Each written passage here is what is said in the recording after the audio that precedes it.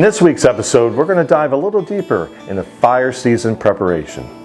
Mossy Oak Properties, where outdoorsmen find their favorite place. Mr. Cody Altizer, if I were to tell you, I want to discuss this upcoming season's, fire preparation in the winter season. Is that a good idea? Why would we? Because failing to prepare is preparing to fail. And failure and fire, those are two words we do not like to use in the same sentence. Yes. It's not usually good for many things and many reasons, right? No. Yeah, but what a great time. We talked about other things using the month of December or just the winter season to get ready for. We talked about food plots, we talked about timber stand improvement, reference equipment and programs and cutting and, now's a good time. Yeah. And we kind of mentioned fire, but we wanted to go a little bit further with that. Yeah. What a great time, the winter season, to get things ready. That is as an important tool. Yeah. Because what it does for wildlife, but it's a tool that, if done unwisely, can be costly for wildlife and for other things. Yeah. Fire arguably is the most effective tool we have as wildlife managers to influence wildlife habitat. So much good can be accomplished just from just one flame dropping from a drip torch. And kind of rightfully so, fire, you should never be afraid of it, but you should be very cautious of it. And that's why we really want to stress what we want to talk about in this video is just being prepared. So when the time comes to put flame on the ground for wildlife, you have peace of mind to know that you've installed your fire breaks correctly, you have the proper PPE, you have the right permits, you have the help of foresters if you need it, you have help from neighbors, you've communicated to your neighbors that when they see smoke, it's from you and all is okay and it's a safe, controlled burn. Yeah, and first things first, let's dive right on into this. If you want to consider burning, you have to understand there's laws, there's permitting, depending on the state that which you reside in. Yeah. So you have to make sure that you're allowed to burn. Exactly. You're seeing all this on YouTube and social media, etc. It's all glamorous, it's all great. You understand even the concept of it, what you can do, and you're all excited. And then, you know what? You light the flame.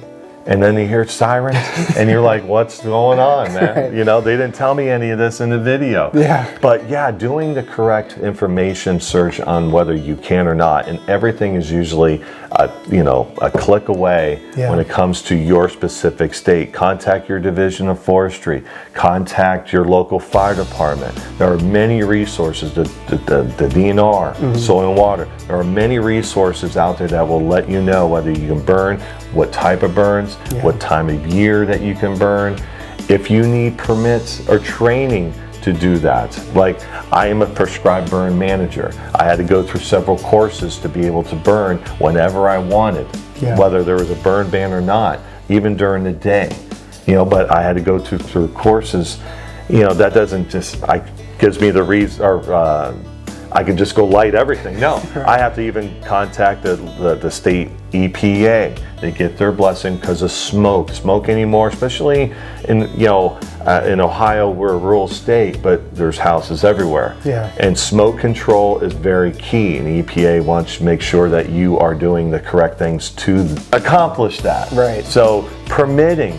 Getting permission to do that. Sometimes contacting your local fire department and getting written permission from the fire chief. It's sometimes as simple as that. Yeah. There's times where you will find out where you can burn without any training, with any permitting. Right. Because there'll be a burn ban. Usually it's March, April, May. But after a certain time of the day, 6 p.m. to 6 a.m., usually you can burn. So there's a lot of things. I just said a lot there. Right. But that just shows you non of it's hard. Yeah. None of it's hard, though. You said a lot there, but all that information can be easily learned with a phone call. It's as simple as that. Yeah, very little work. Communication on a controlled burn is really important, and it kind of starts right there. Calling everybody, not to repeat what you just said, but making those phone calls and learning. You might not even be allowed to burn in your state or in your area. Finding that out first would be very important. Learn about your burn bans. All that communication, Eric communicated a lot. of information there, but it's all easily attainable just with a couple phone calls. Yeah, and while you're talking to the local fire department, because they will somehow, some way be contacted, whether you have permission to burn or not, you should be contacting them to letting them know that you are doing that, or the sheriff's department. Invite them, get them on the thing, a list of people to help you, because they need the training, constant training as well. They love to be trained, and a phone call asking them to partake in your burn, especially if you're doing a burn the first time. Yeah. That everybody's like, okay, at least if everything goes wrong, we got a big tank full of water, So there's, again, that would be usually your first step. And again, great time of year to get all your ducks in a row. And then the next thing, usually, there could go many directions here, but PPE.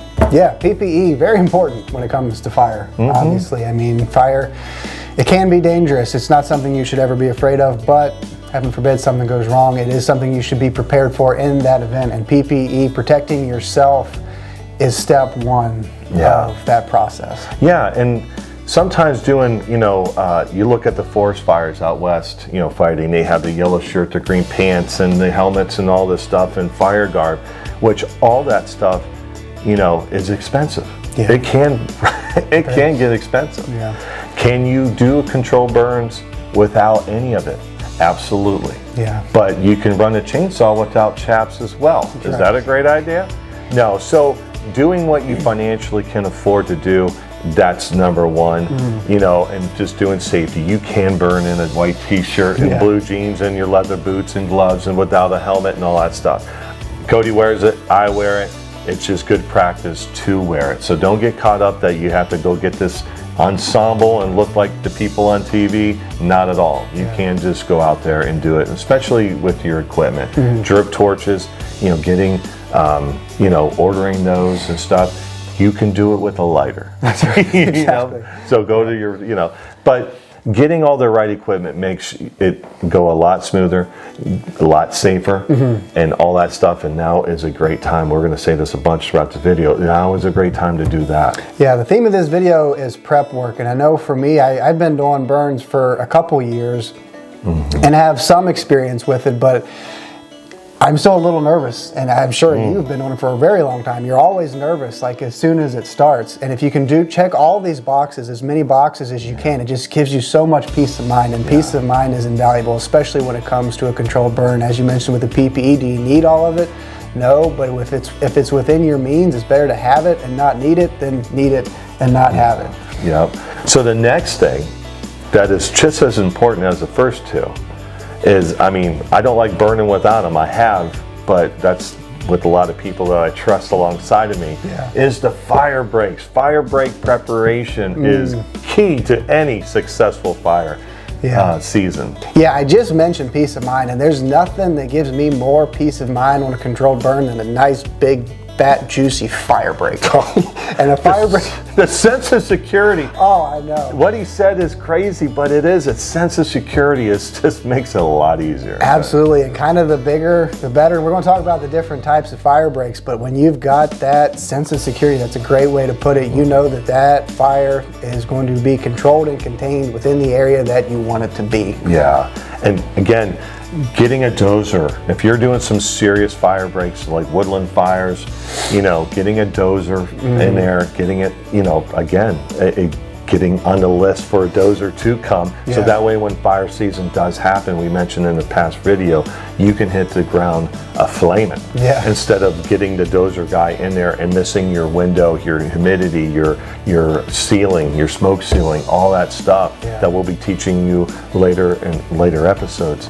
But going out there, brush hogging and getting it prepped to even use a mower plow, a tiller, to get all that stuff. Preparation is key, again, so that way you hit the ground running instead of waiting on weather, because weather is the number one that can kill anything, whether it's just too dry, because there is such thing. Oh, yeah. Yeah, there is such Especially thing as too dry, too wet, too muddy, too much wind, not enough wind. The mixing height, which takes that smoke up, is too low. The ceiling's too low, and it's just going to smoke out your neighborhood, and people are not going to love you. So all that stuff The more preparation, the better. And also, Cody mentioned contacting the neighbors. Yeah. God, that is so important to build a relationship, especially if you do fire on your own. Getting that relationship, so that way when years to come, they smell smoke, they just know it's Crazy Cody burning. It's Right. not even an afterthought. Right. So that is making sure that everybody is on board with that. Yeah, and that goes back to communication. With controlled burns on our place, we've been doing it for 3 or 4 years, and yeah, the first burn we did, I think the neighbors and we gave them a heads up, let them know, hey, we're going to be burning. If you see smoke, it's us. All is good. Yeah. But they didn't trust us as much then as they did now, rightfully so. We've been doing it long enough. We communicate to them every time that if you see smoke, it's us. We're doing a controlled burn, and we've been doing it for a few years now. Yeah. We always communicate to them what we're doing, and we've built that trust with our neighbors that, they feel good about us doing it, which again gives us peace of mind that, we're doing what we can to create as safe a situation as possible. Mm-hmm. Yeah, I mentioned the one thing that gives me the most peace of mind on a controlled burn is a big fire break. The bigger the better. The second best thing is as many people dotted around that burn area as possible. I mean, back home, you and I burned little 1 acre clear cuts, and you and I have done them on our own just fine, but if there were 2 more people, you feel so much better. The more eyes and the more bodies you have around the fire, the less likely something is going to go wrong, or if something goes wrong, you've got eyes and ears to spot it and communicate that. So this time of year, and a lot of times back home, I know there's a lot of guys who, when we burn, they're like, oh, I wish I knew you were burning. I'd like to help. I'd like to learn. So call ahead of time, line up some buddies and say, hey, we're going to be doing some burning this year. When we get conditions are right, do you want to help? I mean, I don't know many people who be like, no, I don't want to participate in a controlled burn. Yeah.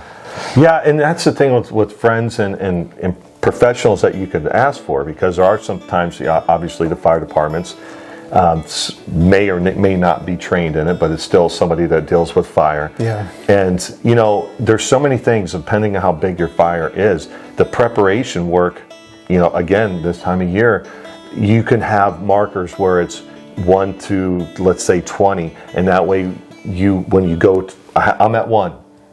And then I know when Cody gets at 3, you radio, there's numbers on stakes and stuff. That made sense. Yeah. That way everybody knows, hey, I'm at 3, I'm at 4, I'm at 5, depending on how large your control burns are. So that way communication, but teaching people that prior to burning instead of the date of the burn would make a little bit more sense than what I just tried to do.